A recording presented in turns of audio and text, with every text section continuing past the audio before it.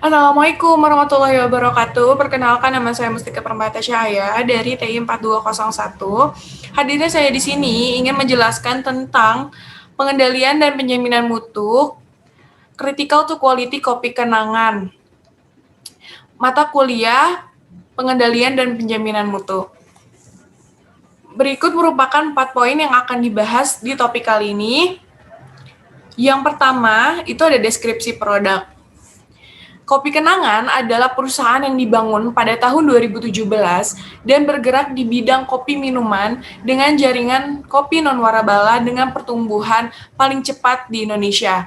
Nah, ide Kopi Kenangan ini sendiri dimulai oleh pemiliknya, yaitu Edward Tirtana, bersama rekannya dengan James Prananto dan Cynthia Kaironisa memiliki visi dan misi yang sama, yaitu menyebarkan passion mereka terhadap kopi dan menjadikannya sebagai jaringan kopi terbesar di Indonesia dengan produk yang kualitas tinggi, tapi harganya tetap terjangkau dan menggunakan teknologi serta memiliki pelayanan cepat dan ramah.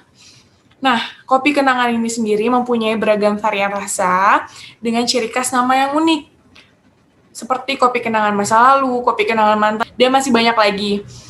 Nah, pamor merek Kopi Kenangan semakin kuat seiring dengan perkembangan bisnis Kopi Kenangan. Mereka mendapatkan suntikan dana dari beberapa modal Ventura, yaitu seperti Sequoia India, Arrive, Jay-Z, Serena Williams, Serena Ventures, Alpha GYC Ventures. Nah, tidak hanya itu, Kopi Kenangan memiliki rencana untuk memperluas pasar hingga ke luar negeri dengan memperkenalkan cita rasa kopi Indonesia. Untuk lokasi, Kopi Kenangan telah memiliki cabang di 130 titik di Indonesia, seperti Tangerang Selatan, Jakarta, Bogor, Bandung, Depok, Bekasi, Jawa Tengah, Jawa Timur, Cibinong, Medan, Bandar Lampung, Palembang, Karawang, Cirebon, dan Daerah Istimewa Yogyakarta. Nah, pada dasarnya, hal yang menarik pelanggan atau customer pada produk minuman Kopi Kenangan ini sendiri yaitu nama dari menu minuman produk tersebut. Seperti contohnya tadi, Kopi Kenangan Mantan, Kopi Kenangan Masa Lalu, Bucin, Peka, PSBB, serta Kopi Kenangan ini sendiri itu mempunyai aplikasi tersendiri yang dimana dibuat seakan-akan relate dengan situasi dan kondisi dari kisah percintaan customer-nya.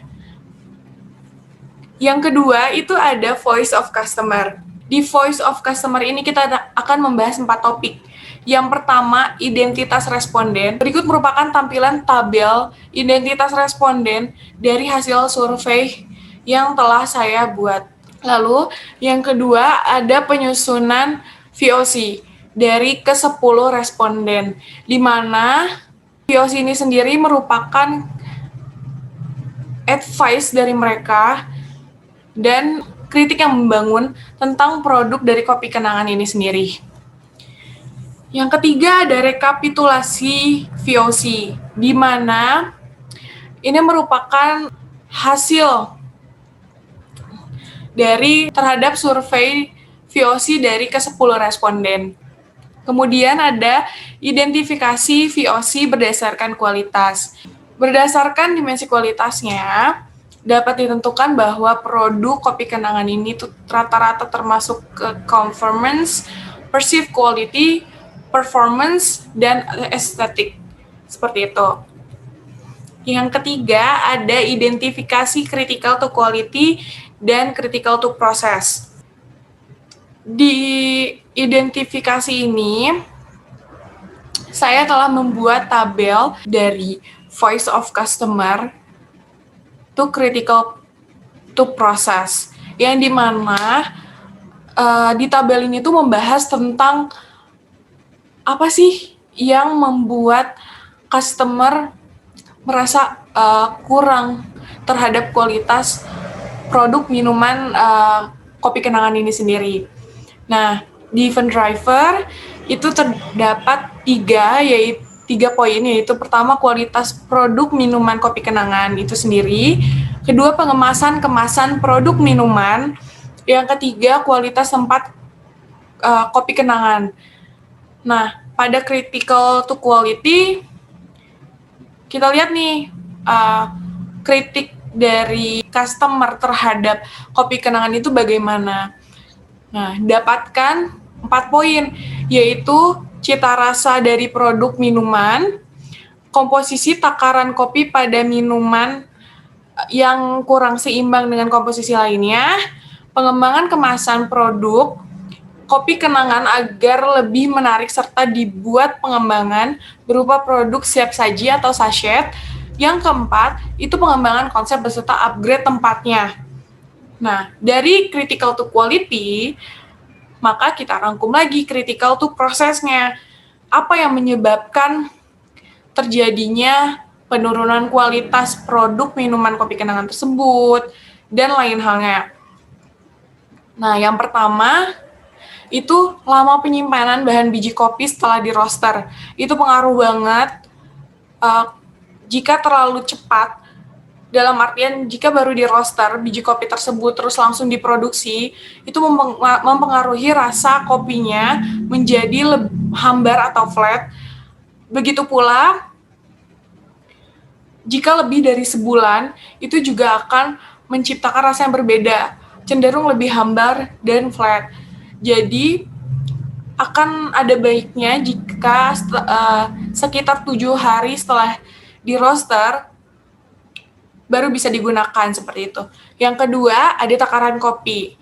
Ketiga, ada desain kemasan produk. Yang keempat, kemasan berupa produk siap saji atau sachet. Yang kelima, konsep dan pemetaan tempat.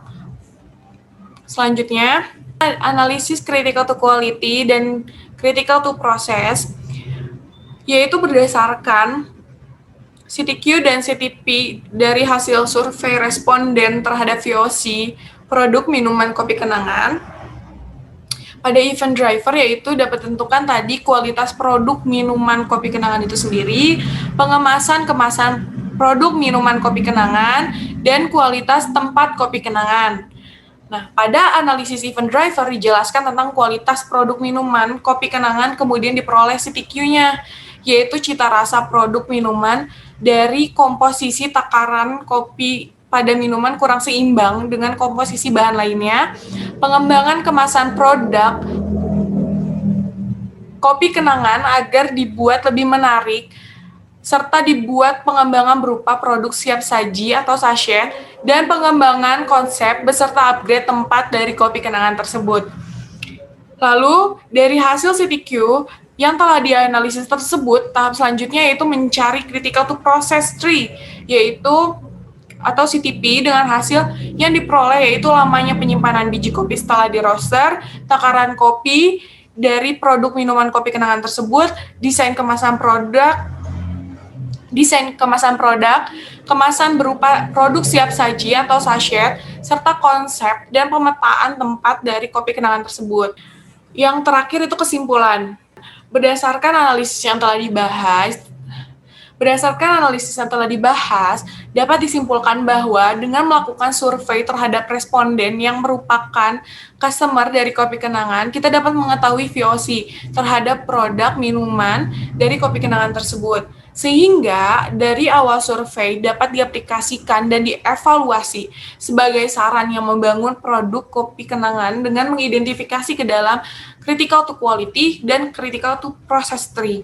Dari hasil CTQ dan CTP tree tersebut dapat disimpulkan bahwa customer mengharapkan suatu inovasi dan perkembangan produk kopi kenangan yang lebih baru, beragam, dan terkonsep baik dari segi kemasannya, varian rasanya, maupun tempatnya.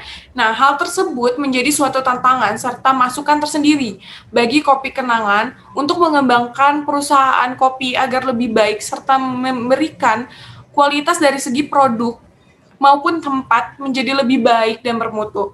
Dengan demikian, agar kualitas kopi kenangan lebih baik lagi, maka pengendalian produk harus lebih diperhatikan lagi dari sisi critical to process tree dengan output yang dihasilkan akan sesuai dengan keluhan customer dan untuk meminimalisir tingkat kekurangan dari produk minuman kopi kenangan itu tersendiri. Sekian presentasi yang dapat saya sampaikan. Mohon maaf bila ada kekurangan. Wassalamualaikum warahmatullahi wabarakatuh.